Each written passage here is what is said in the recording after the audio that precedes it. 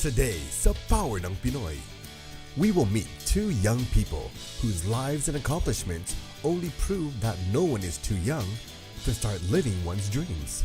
They are Shelby Miguel and Justin Smaby, with today's host, Anthony Rivero.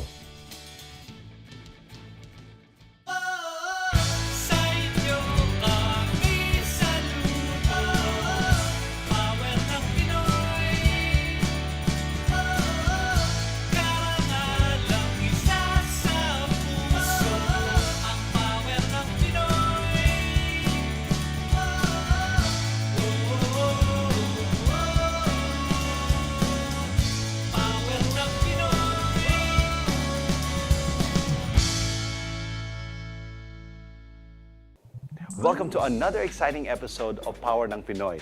Today, we'll go back to Coffee Adventure Company in Milpitas, California, where we'll meet two young Filipino Americans in the entertainment industry, but talented in their own very way. Do you remember Rhea Recinto, one of our proud gymnasts from the Philippine National Gymnastics team? Well, today, as one of our Power ng Pinoy correspondents, Rhea will introduce to you Shelby Miguel and Justin Smaby. Shelby is not only a cancer survivor, but is now the youth spokesperson to the Leukemia and Lymphoma Society, as well as the youth ambassador to Make-A-Wish Foundation. Justin is an up-and-coming model and has already modeled for various designers in the US and also in the Philippines. I'll turn you over to Rhea so we can get to know them better. Thanks, Anthony.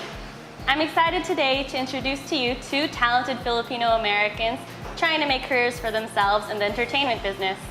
One is a singer, while the other is a model.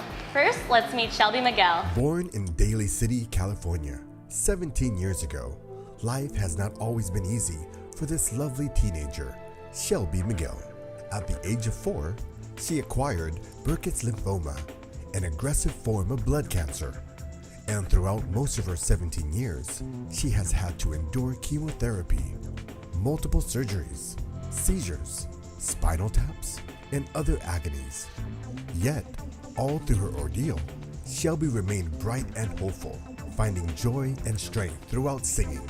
Today, Shelby is cancer-free and sharing her blessing of a second chance at life through her singing. She has sung for every sporting team in the Bay Area, the latest gig of which was singing the American National Anthem for a Giants game. And she's gearing up to audition for the X Factor, The Voice, and American Idol. Nowadays, she is active in volunteer work. She is the youth spokesperson for Leukemia and Lymphoma Society, helping to raise money for cancer research. She is the youth ambassador for the Make-A-Wish Foundation, and she is also active with the Books for the Barrios group that collects books and educational aids which are sent to the remote public schools all over the Philippines to help promote the education of underprivileged Filipino children. Shelby is quite a role model and a fine example of the power ng Pinoy. Hi, Shelby. Hi, Rhea. Thanks for being here today. Thanks for having me. So, tell me a little bit about yourself. Well, I'm 17 years old and I'm going to be a senior at St. Ignatius College Prep, and I'm so excited to get started on my last year in high school. Yeah, last year senior was always a lot of fun. Yeah. So, when did you find out you had talent for singing? I discovered my passion for music when I was 4 years old, so that was 13 years ago, and I've been singing ever since, and that's what I want to do for the rest of my life because I love it so much. So in your 13 years as a singer, what were some of your most memorable moments? I've had many memorable moments, but I think what really tops it off was when I sang with Jonathan Cain from Journey, and he's the composer of Don't Stop Believing and the keyboardist for Journey, so I had a blast doing that.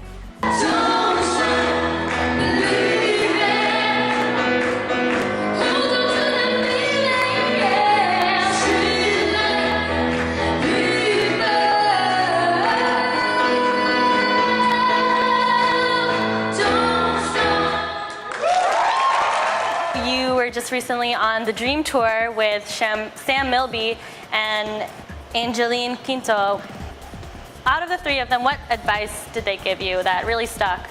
Well, I remember I was backstage with Sam Milby, and well, first of all, he told me that hopefully one day in the near future that he'd want to do a duet with me, so hopefully that happens. And he also told me just keep going for it, putting myself out there, and just stick to what I love, and yeah, just never give up singing.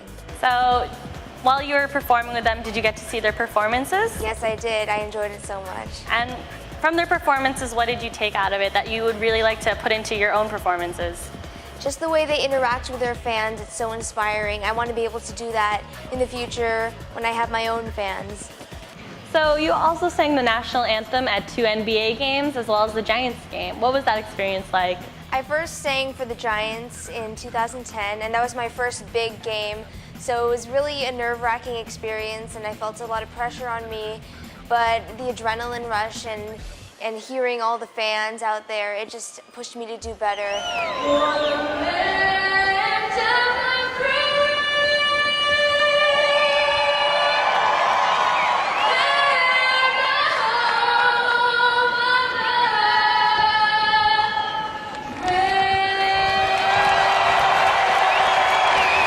And after that, the Warriors called me, and then the Clippers called me, and I got called back by the Clippers this year.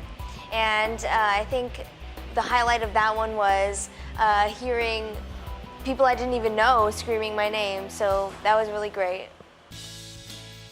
I'll take a quick break, and when we come back, we'll talk more with Shelby about her battle with cancer.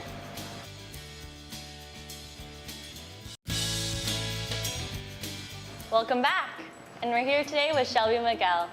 So Shelby, at 17 years of age, you've experienced more than most people have in their lifetimes. At the age of 4, you were diagnosed with Burkitt's lymphoma. Do you remember much of that time period? I do. I remember a lot. I remember undergoing a lot of seizures and fevers and spinal injections, and I lost all my hair, and it was really hard, but I got through it all, and my family was there with me. You're very strong. So what helped you get through that time period? Singing was actually my escape, and I sang with all the Disney princesses. I popped in the Disney movies, sang along with Sleeping Beauty, Cinderella, Snow White, all of those princesses, and I had a blast doing it, and so that's kind of how I coped and got started singing. For 6 months, you lived in UCSF 7 longs with your parents. What was that experience like? It was hard, and it was hard seeing my family have to go through it with me, but we got through it, and our faith pulled through for us, and eventually I was declared cancer-free. What was going through your head when you heard you were cancer-free? What was your reaction? Well, I didn't really understand what the term cancer-free was back then because I was only 4 years old, but I did know that I could go home permanently, so that was an amazing feeling. And I remember the doctors coming to my room with a sign and a cake and saying, "Oh, happy last chemo, Shelby," and it was just great. You were a youth spokesperson to Leukemia and Lymphoma Society. How did you get involved with that? Well, one of my doctors was involved with the organization before, so she asked me if I could be her personal honoree for a program called Team in Training, which is the Leukemia and Lymphoma Society's #1 program. And so I just got started doing that, and I eventually became a youth spokesperson for them. And I shared my story with people and inspired people to come and join and to help raise money for cancer research. So not only are you a youth spokesperson to Leukemia and Lymphoma Society, but you were also a youth ambassador to the Make-A-Wish Foundation. How did you get involved with that organization? Well, as soon as I was released from the hospital, one of the wish granters came to my house, and she asked me that if I could have one wish granted, what would it be? And since I was obsessed with all the Disney princesses and I had such a great time singing with them in the hospital, my wish was to go to Disney World. So Make-A-Wish just gave me the most magical week of my life and my parents' lives, and they just made it so special, and I'm really grateful for them, and so I've been involved with them ever since.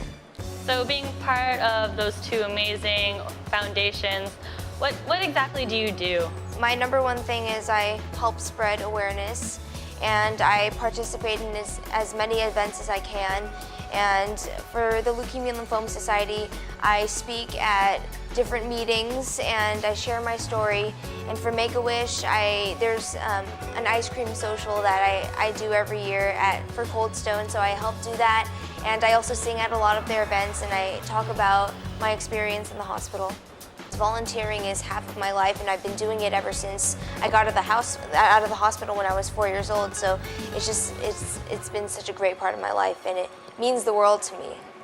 And not only are you involved with those two organizations, you're also part of Books for Barrios. Please tell us a little bit more about that. Books for the Barrios is an organization that sends books to remote areas in the Philippines, and it helps Filipino kids realize the importance of education. I'm so fortunate to be blessed with such a great education, so I want everyone else to have that basic right as well.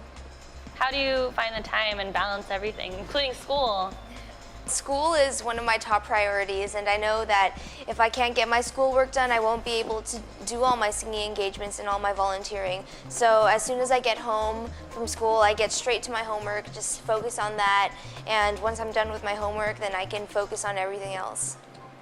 So one of the things I admire you most for is the fact that every day after school you go to UCSF and sing to patients in the cancer ward. Why did you decide you wanted to do that? I'm part of a program called Music is Good Medicine at UCSF, and basically what I do is I go to hospital patients' rooms and I sing to their families and all the nurses and the hospital patients. And I do it because I want to give back to UCSF. They did so much for me and they took such good care of me, so I just want to give back to them. Music is really the #1 form of healing, so I just enjoy giving my part in their healing. You're incredible. So what can people do to help these causes you're involved with? The first step is to be aware and also spread that awareness to everyone else. And after that, just take action. Go to the websites, and I know on my website I have all the links to all the organizations that I'm involved with. So both of your parents are Filipino. What was that like growing up? How has it shaped you as a person? The Filipino culture, it's such a beautiful culture and it's such a great thing to be proud of. I'm so glad to be Filipino and be raised in being surrounded by such beautiful people. And so I'm a proud Pinay, and I'm happy to spread that to the world.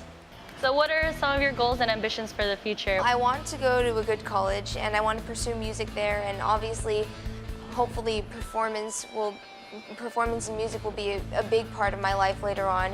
And I also want to continue volunteering, and hopefully I can start a program like Music is Good Medicine in other hospitals around California and hopefully globally later on. What's the most important thing that you've learned, and what would you like to tell our audience? I've just learned to keep at it. I know it sounds cliche, but that's really all you have to do is just keep doing what you love, don't give up, and just cherish each and every day that you have with your loved ones. As I've learned it personally, especially with my experience in the hospital. Just keep doing that. And for the Filipinos out there, just be proud of your heritage. You have a lot to be proud of, and spread that Filipino love to everyone else in the world. You've done so much already. All right, thank you so much.